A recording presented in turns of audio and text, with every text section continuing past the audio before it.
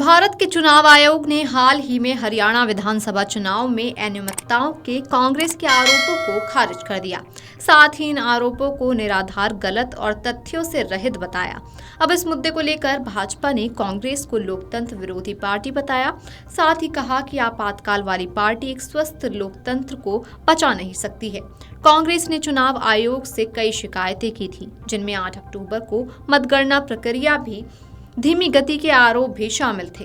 इस दिन हरियाणा और जम्मू कश्मीर चुनाव के परिणाम घोषित किए गए थे। कांग्रेस ने 26 विधानसभा क्षेत्रों के कुछ मतदान केंद्रों पर मतगणना के दौरान इलेक्ट्रॉनिक वोटिंग मशीन की कंट्रोलिंग यूनिट पर 99% बैटरी स्थिति प्रदर्शित होने पर भी स्पष्टीकरण मांगा था। कांग्रेस ने हरियाणा चुनाव में 26 शिकायतें की थी। मतगणना के लगभग 20 दिन बाद चुनाव आयोग ने मंगलवार को 1600 पन्नों में आरोपों का जवाब दिया। चुनाव आयोग ने कांग्रेस के आरोपों पर कि कांग्रेस और अन्य राजनीतिक दलों को वोटिंग और काउंटिंग जैसे संवेदनशील समय पर इस तरह के सनसनीखेज आरोप लगाने को लेकर चेताया। चुनाव आयोग ने कहा कि इस तरह के गैर जिम्मेदारान आरोप अशांति और अराजकता का कारण बन सकते हैं। भाजपा प्रवक्ता प्रदीप भंडारी ने कहा कि चुनाव आयोग ने कांग्रेस पार्टी की साजिश का पर्दाफाश किया है।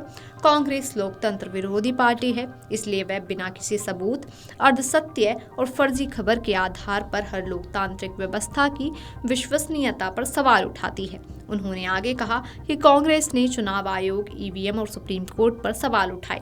मैं कहना चाहता हूं कि कांग्रेस आपातकाल की पार्टी है। आपने संविधान को तहस नहस कर दिया। आप एक स्वस्थ लोकतंत्र को बचा नहीं सकते हैं, लेकिन ये लोकतंत्र आपके परिवार के हिसाब से नहीं चलेगा। ये कानून के शासन के अनुसार चलेगा। आज आप सभी को देश से माफी मांगनी चाहिए कि उन्होंने चुनाव आयोग पर सवाल खड़े किए। वहीं भाजपा के राष्ट्रीय प्रवक्ता शहजाद पूनावाला ने कहा कि आप देखते हैं, भारत का चुनाव आयोग अभी तक एक और संवैधानिक संस्था है जिसने कांग्रेस पार्टी को उसके गैर जिम्मेदार, निराधार आरोपों के लिए फटकार लगाई है, जो किसी भी तथ्य से रहित है। कांग्रेस पार्टी जब भी चुनाव जीतती है, चाहे वह उस समय कर्नाटक में हो या तेलंगाना में, ईवीएम और चुनाव आयोग को ठीक मानती है। जब वह चुनाव हारती है तो संवैधानिक संस्थाओं को गाली देना शुरू कर देती है। उन्होंने कहा कि इसी प्रकार न्यायपालिका में भी यदि कांग्रेस कोई मामला जीतती है तो न्यायपालिका और लोकतंत्र ठीक है, अन्यथा लोकतंत्र और न्यायपालिका खतरे में है। इसे संविधान के प्रति सशर्त प्रतिबद्धता कहा जाता है।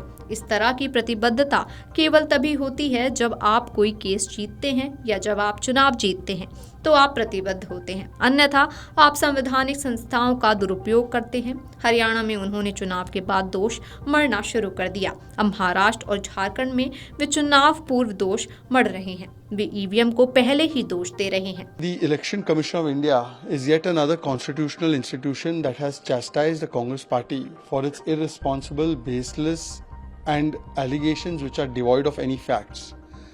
The Congress party, whenever it wins an election, whether it's in Karnataka and Telangana, at that time it considers EVM and Election Commission to be okay.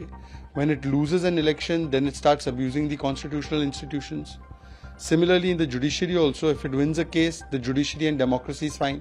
Otherwise, democracy and judiciary is under trouble. This is called conditional commitment to constitution. This kind of commitment is only when you win a case or when you win the elections, then you are committed. Otherwise, you abuse the constitutional institutions. Today, in Modi Virod or in BJP Virod, they have started doing Virod of the institutions of this country. When the entire world is acknowledging the power of Indian democracy, the greatness of Indian democracy, it is being undermined by the Congress party. And it is being done because, unfortunately, Election Commission is only a bahana. Rahul Gandhi ko haar se hai bachana.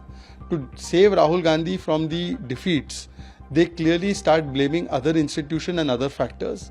In Haryana, they have done post-poll blaming. In Maharashtra and Jharkhand, they are doing pre-poll blaming. They are blaming the EVM in advance. Video desk amarujala.com।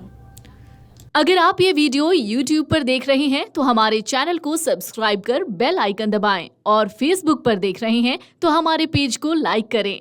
8 million plus subscriber, आपके इस भरोसे के लिए बहुत धन्यवाद।